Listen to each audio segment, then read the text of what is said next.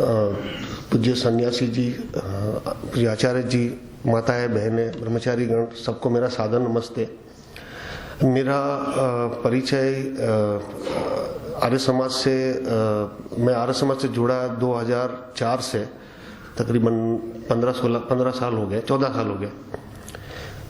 मैं पहली बार जब यहाँ रोजड़ आया था, इसी तरह मतलब आर्य समाज के विचारों से जब मैंने परिचित हुआ तो मैंने सोचा कहीं शिविर में जाऊं, तो यहाँ मैं शिविर में आया था।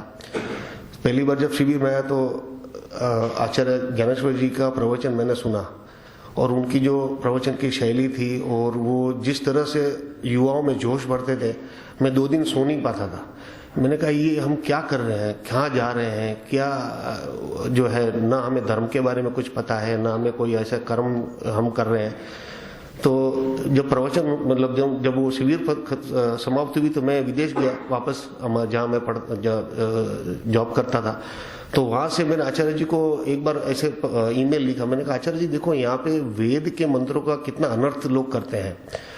एक मंत्र था वेदा एतम पुरुषम महानतम, तो वहां पे ऐसा लिखा था कि वे अहमद आने वाला है। तो मैं मुस्लिम देश में मैं जॉब करता हूँ, तो वहां ऐसे बात हुई। आचार्य जी ने मुझे ऐसा कहा, देखिए ये इसका कारण यही है कि हम वेद विदेश में प्रचार नहीं करते हैं, ना हम स्वयं पढ़ते हैं और ना हम ये प्रचार करते हैं। इसी का कारण है कि आज जो है अधोगति हो रही है। इसलिए आचार्य जी विदेश में बहुत बार प्रवचन के लिए आते थे, मुझे भी लाभ मिला। वो दुबई आए बहुत बार 3-4 वर्षों में, तो मुझे उनसे प्रेरणा ये मिली कि वो कुछ ऐसी बातें जब हम पारिवारिक करते थे तो दुखी होते थे, रोते थे, तो आचार्य जी एकदम जोश भर देते थे। बोलते थे मूर्ख है जो अपने आप को रोता है और दुखी होता है, क्या पागल है आप, रो रहे हैं क्या, मूर्ख है आप क्या, जो रोता है अपने आप को दुखी है। तो ऐसी सी बातें किया करते थे।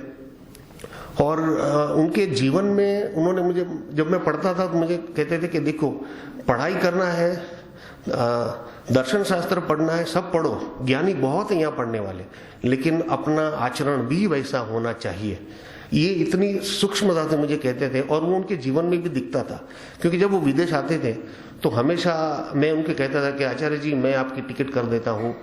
तो कहते थे नहीं, मेरे जीवन में मैंने प्रण लिया है कि मैं कहीं भी जाऊंगा स्वयं अपनी टिकट से जाऊंगा। और जब वो आते थे तो मैंने पहली बार जब वो मेरे घर पे आए, 4-5 वर्ष आते रहे, लेकिन जब पहली बार आए तो मैं उनसे अच्छा परिचित नहीं था उतना। तो मैं जहाँ शॉपिंग के लिए उनको ले जाता था, वो सब उनका एक ही मकसद था, देना। वो आते थे सबके लिए कुछ न कुछ छोटी छोटी चीजें जो है ना लोगों को देने के लिए लेते थे। तो मैंने पैसे निकालने की कोशिश की, तो मुझे कहा रुको, मुझे उन्होंने पूरा पैसे का ये दे दिया। मैंने कहा ये जो पैसे हैं आपको इनसे लेना है। मैंने कहा आचार्य जी मुझे क्षमा करें, मैं आप ऐसे करें। बोलते नहीं, मेरा ये नियम है कि मैं कहीं भी जाऊंगा मैं इसी तरह जो है आपको पैसे दूंगा और आपको सब जो लेना है इसमें खर्च करना है।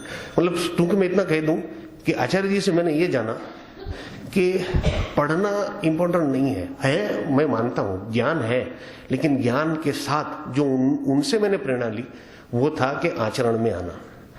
तो ये गुण लेकर के मुझे लगता है कि अब श्रद्धांजलि जो मैं अर्पित करूंगा आदरणीय आचार्य जी को, ये कि मैं पढ़ूंगा सारे दर्शन को, उनके मार्गदर्शन जो मिला मुझे उनसे मैं प्रचार भी करूंगा और अपने जीवन में आचरण भी लाऊंगा। ये मैं उनके प्रति एक श्रद्धांजलि मेरी रहेगी। धन्यवाद।